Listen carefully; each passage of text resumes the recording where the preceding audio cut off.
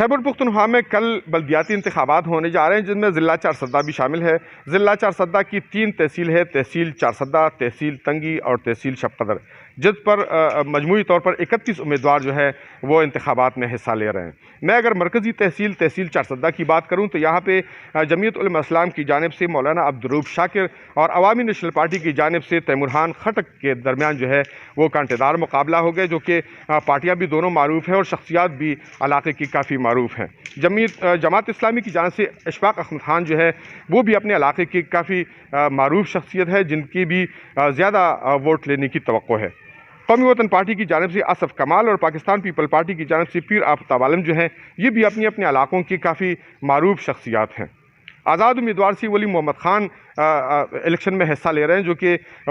एक मारूफ शख्सियत है और इसकी भी ज़्यादा वोट लेने की तवक्कुआत है। पाकिस्तान मुस्लिम लीग नून जो कि ज़िले कायदीन की जानिब से अदम दिलचस्पी और अदम सरगर्मियों की वजह से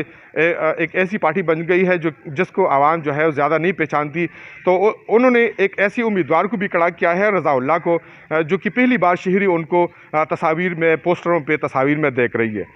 अब अगर मैं बात करूं पाकिस्तान तहरीक इंसाफ जो कि हुकूमत की पार्टी है, तो हालिया महंगाई जिसमें अशाए खुर्दनोश जो है वो 200 से 300% तक उनमें इजाफा हुआ, और इस तरह पेट्रोलियम मसनूआत में जो है वो हफ्तावार इजाफा कर दिया गया था, तो जिसकी वजह से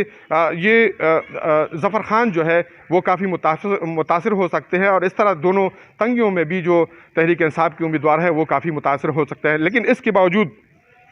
तहसील तंगी में पीटीआई के इरशाद अली और कौमी वतन पार्टी की मोहम्मद याह्या जान के दरमियान जो है वो कांटेदार मुकाबला होगा, और इस तरह तहसील शबकदर में पीटीआई के शाहिदुल्लाह खान और जेयूआई के हमजा आसिफ के दरमियान भी काफ़ी कांटेदार मुकाबला होगा। जी।